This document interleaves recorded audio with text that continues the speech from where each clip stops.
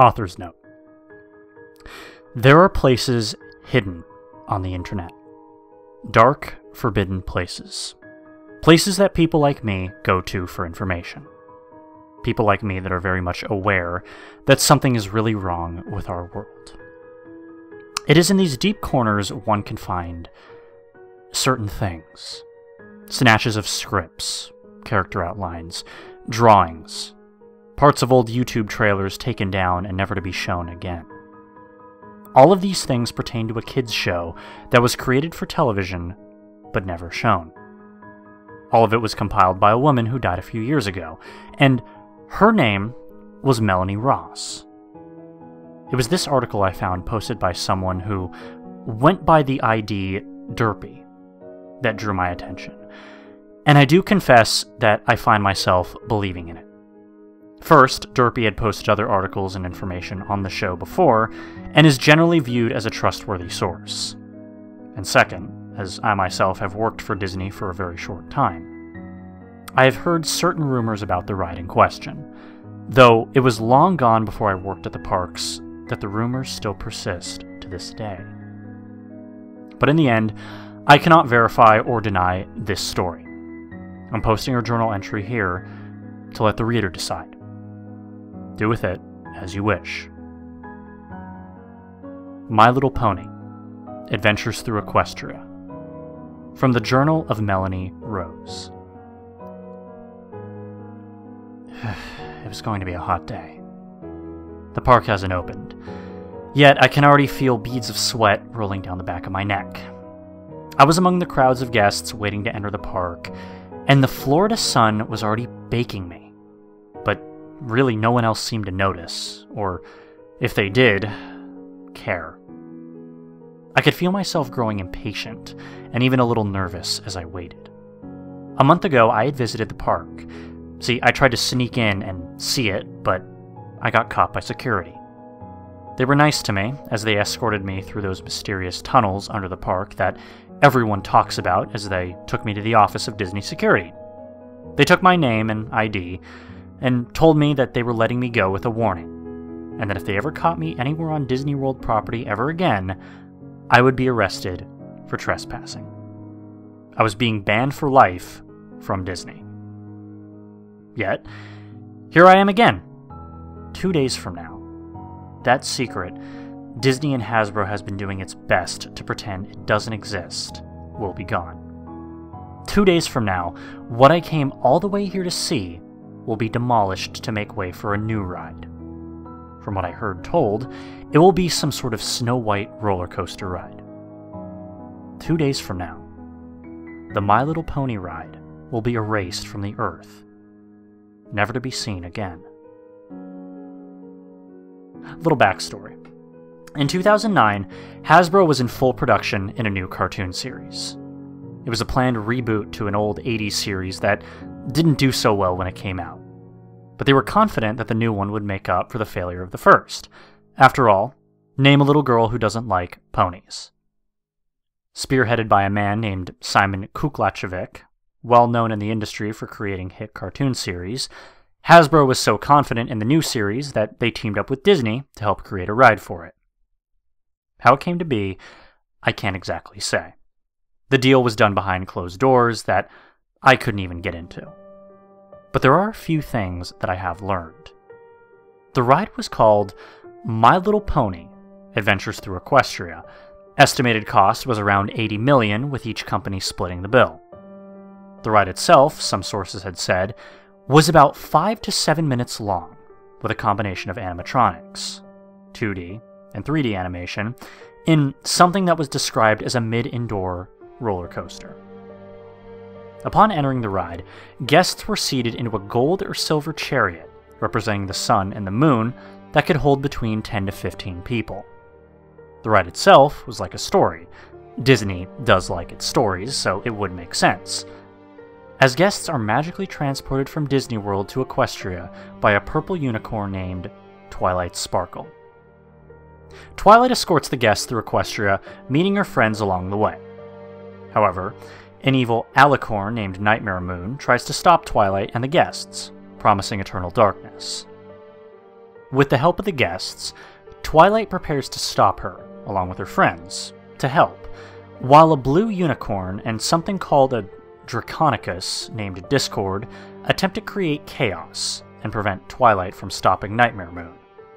However, Twilight Sparkle, with the help of some magic gems called the Elements of Harmony, they're able to send Nightmare Moon back.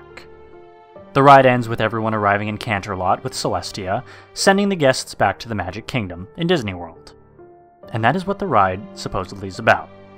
Now, from what I learned, the My Little Pony ride was completed, but never actually opened. It sits there, now unused in the Magic Kingdom, hidden by a wooden fence and some potted bushes, hiding it so well that it's easy to miss if you don't know exactly what you're looking for. But why? What happened?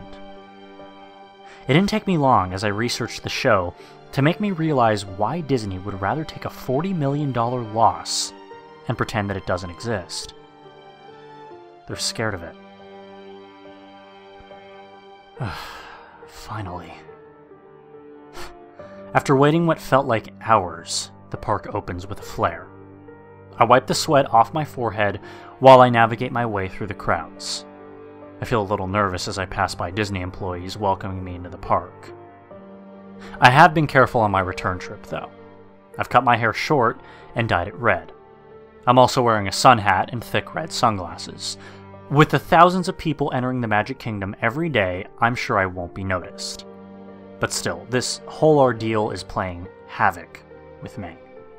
A feeling every time I see an employee, paranoia just seems to overtake me. A feeling that they know who I am and that they're waiting for me. I pick up the pace as I make my way through Main Street, USA, and then cut through Cinderella's castle as I exit the other side, entering Fantasyland. The carousel is the first thing that greets me, playing old Disney songs while rows of perfect white horses spin around and around in a circle until the end of time. When I was a little girl, the carousel was my favorite thing in the world. Now, I have to admit that it kind of scares me. I stare at the horses and I wonder, what secrets do they know? What are they not telling us? I'm looking into the eyes of the countless horses as they spin past me, feeling that if they could talk, they would tell me to run. "You're going to die," came the voice of a young girl as she got onto the carousel. I froze as those words stabbed through the heart. Turning around, I see a young girl that had to have been at least 7 or 8, wearing a yellow ballerina dress that said, "You have friends in Equestria," on it. Attached to it was a pink tutu that matched her long, flowing pink hair. Fake plastic yellow wigs were attached to the back of it, while her arms wrapped around a purple plush unicorn that stared at me with those intense violet eyes. Slowly, the carousel began to spin again, as the wooden horses went up and down to some Disney song I couldn't remember the name of. "I'm sorry. I didn't catch what you said. Can you please repeat that?" I said to her.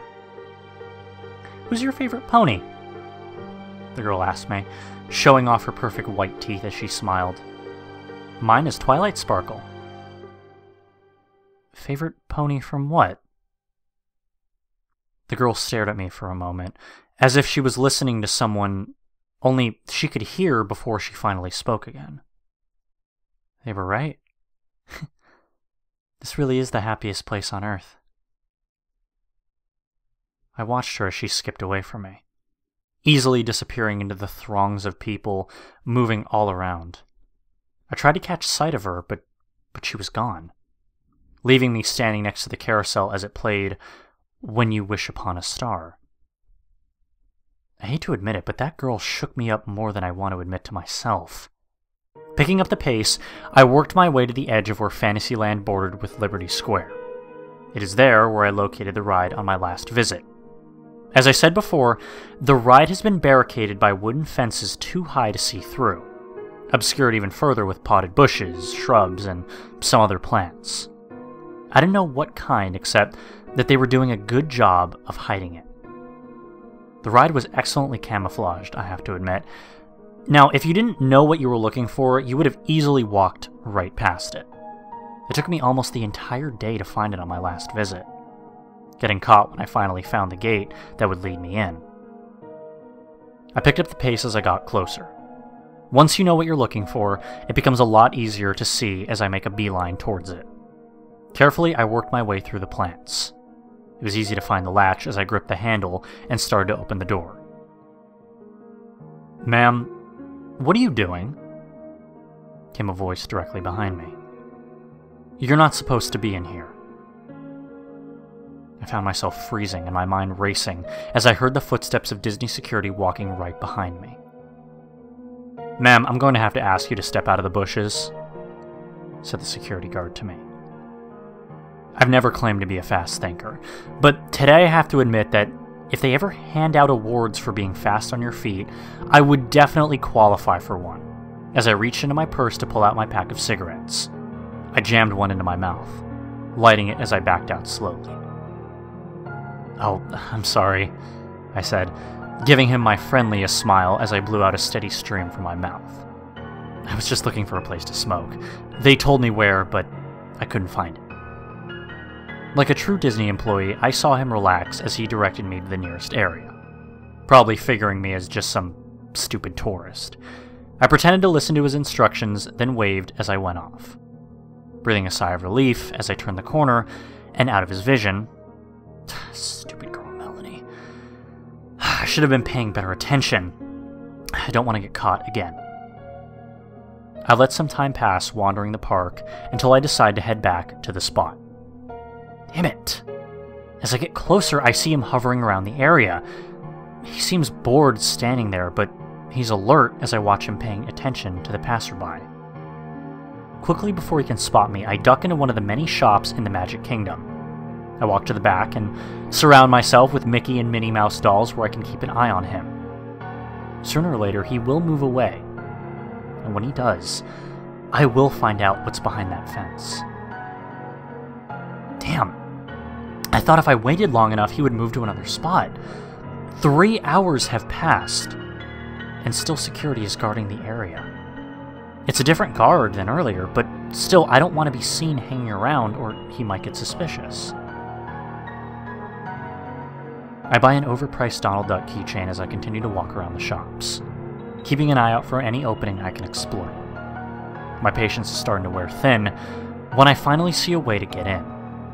Probably the only one I'll ever get. They do try to tell people about the Florida heat, but every day, at least one guest decides to ignore the warnings and not drink enough fluids. It was an elder man this time.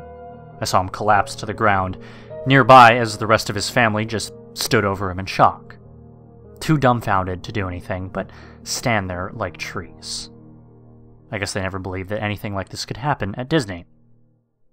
I must admit to being impressed by the man. I watch as he quickly comes over and starts to assist the family, calling for help while rendering aid. Better for me, as I take a deep breath and walk past the group who was too busy dealing with the emergency. Working my way around them, I quickly sneak by and bury myself into the bushes as I make my way through to the fence. It doesn't take me too long to find the gate again. I grab the handle and find it opening easily as I quietly sneak in. The door swung open with no sound and no resistance as I entered and closed it behind me with a loud snick, taking me a moment to realize just how quiet it was. Behind me, I could still hear the music, the chaos of thousands of people going from ride to ride, but it all sounded so far away, as if the Magic Kingdom had suddenly been moved a few miles. The continuous scraping of my shoes against the concrete as I walked onward was the only sound that I made. I have to admit, the My Little Pony ride looked impressive, as I could feel the little girl inside of me giggle at it in awe.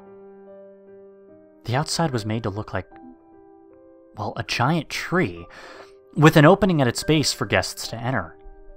From its many branches, I could see colorful figures of ponies watching, now slightly faded from the years of neglect, staring at me through the leaves or playing around the trunk of the tree near the opening. I have to admit, I felt a little creeped out. Their stares too intense, their smiles too wide. I worked my way through some old rusted barriers that formed lines for the guests who will never see it to enter. In the silence, I could hear the hum of engines running in the distance, Was the ride left on? Flickering lights made to look like candles illuminated the inside as I approached it. Closing my eyes, I could hear the whispering of many voices waiting eagerly in line for their chance to ride. The laughter of children seemed to drift from every dark corner that was beyond my vision. Taking deep breaths as I felt myself growing more and more anxious as I got closer. But I saw the little girl from earlier. Her smile stuck in my head, made me more afraid than I wanted to admit as I stepped in. The room was circular and made out of plastic, constructed to look like wood, as if it was the inside of a giant tree. Rows upon rows of dusty books were glued onto shelves, rotting away and covered in cobwebs. In the center was a large puddle of green water. Probably algae. Rainwater must have leaked in from a hole in the roof to form the puddle in the middle of the room. Seeming to have the smell of a forgotten basement, I have to say that it reminded me more of the Haunted Mansion ride than a cheerful cartoon of singing ponies. On one side, a screen was built into the wall, warped and scratched with a thin film of grime from the look of it. What was it going to play, I couldn't tell you, as the thing looked pretty damaged. And still, I could hear the voices of thousands of people, patiently waiting in line along with other children, seeming to follow me as I made my way through the room, and to the other side, which led me down a corridor made of the same plastic wood, illuminated by those same plastic lights masquerading as candles. Occasionally I would pass by empty monitors attached to the ceiling. A couple had fallen off their posts to shatter on the ground, but most were still secured to the ceiling. I passed another room, easily stepping around the tarnished and stained brass rails separating lines of people that would never use it. And still, this sensation of being surrounded seemed to follow me as I walked into the third and final room. The room was bigger than the other two, as it divided people into yet more lines. Beyond it was a mural of a forest overlooking a clear blue sky with the silhouette of a castle in the background. In the center was a metal track, painted black, with a gold chariot sitting there humming quietly from unseen motors running below the rails, patiently waiting for me to get on. Each seat had a harness that rose above it. A symbol of the sun was painted on the front of the chariot.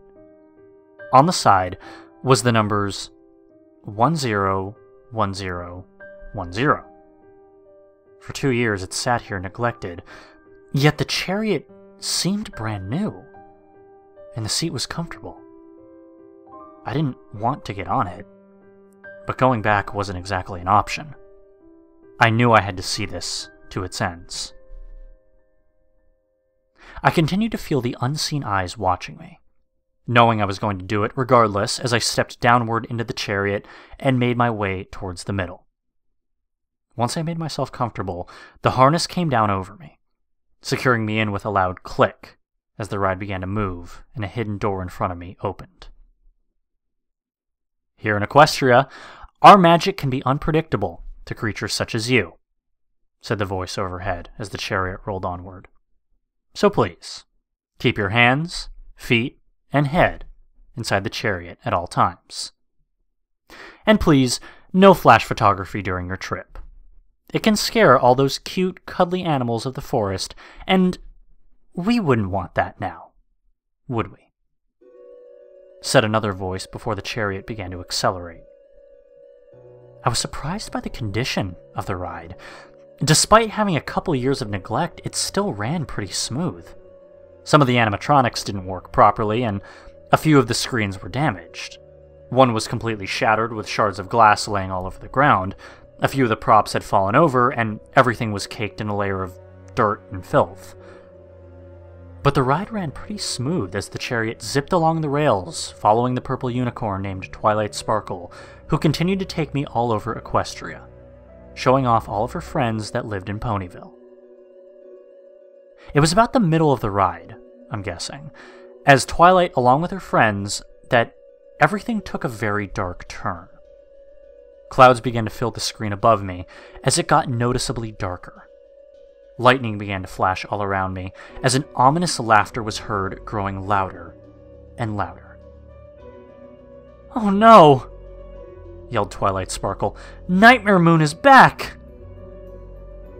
A silhouette of something dark drifted behind the cartoon clouds. Something that I was sure didn't belong on the ride. A something that was very much aware of me. My nervousness began to creep back into me as the feeling that something was very wrong was concluded. My hand gripped the harness and I pulled it to see if I could lift it up, but it was locked in place. Panic began to overtake me as I began to fight with it, as a terrible knowing that bad things were beginning to happen. Another flash of lightning ripped the darkness apart as black ooze began to pour out of the animatronics. The blackness dripped out downwards to the ground, tearing up the ponies and exposing their metallic insides. As more continued to come out, the 6 ponies in the chariot continued onwards. "You wanted to know, Melanie," said the remains of Twilight as her face sunk into her head, twisting into a terrible grin before dropping off to the ground. "You wanted to see. You wanted to understand what we are. I hope you enjoy the ride." The chariot rocketed forward, going faster and faster, turning sharply downwards as I felt myself being pressed into the seat from the accelerations as the ride plunged into a tunnel. Downwards I shot, everything becoming a blur of motion. It was dark, but enough light was present somehow for me to barely see. "He is at the center," said a voice in the darkness, sounding like Twilight. "He is the everything. He is the end. The Eater. The Chaos. He is everything. And he is hungry. Always hungry. And we are eating. Always eating," said another voice. "Behold the Chaos. Hail the Eater." A reddish light ripped the darkness apart, and I saw. I didn't want to see, but I couldn't exactly stop. A thing beyond the imagination of any sane or rational mind lay there, unmoving. Even though I was still away from it, the size of the thing was incomprehensible, seeming to stretch both in height and width as I saw the thing that lay below our planet. "As big as the world, maybe even bigger," whispered the voice in my ear as I sat there, unable to move, my terror paralyzing me. Its worm-like body was black without eyes, ears, or a nose, only a mouth open to expose rows upon rows of mountain-sized teeth. On the side I saw deformed wings and misshapen limbs too small for such a huge creature to use. I didn't want to see it. I didn't want to stop, either. As I looked onward, I knew its name. From the deepest corner of my soul, I knew it. Discord. Certain that's what it was called, as I was certain the sky was blue.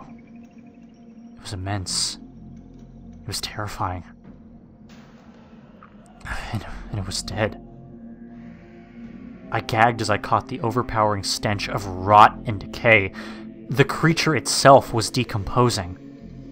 I stared at things resembling deformed ticks the size of houses, crawled over the corpse by the millions. Their abdomens swollen to the point of bursting as they consumed the dead monster worm. As I knew that the sun would burn out before those things would make a dent in the body. I stared as one of the carrion eaters lost its footing on the carcass. Tumbling downwards, it hit the floor and burst, spilling black goo to a few pools. And still my terror grew as I saw them.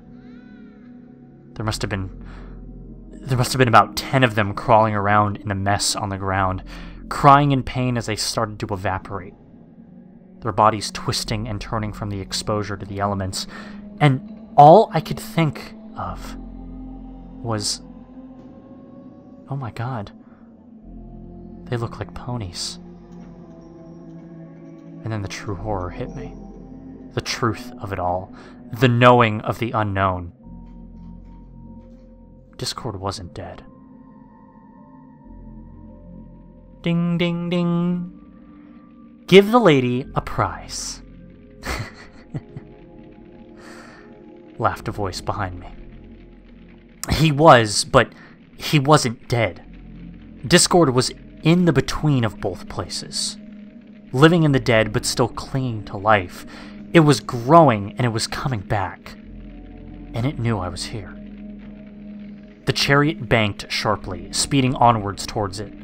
Faster and faster, it went as I saw its mouth grow bigger as I lost all sanity from that point. All I knew was that I had to get away from it. My panic took over as I blindly fought against the restraints while approaching the mouth at incredible speeds. As horrible as the thought of me dying right now, I knew it would be nothing as to what was inside of the thing waiting for me. And still the chariot continued on.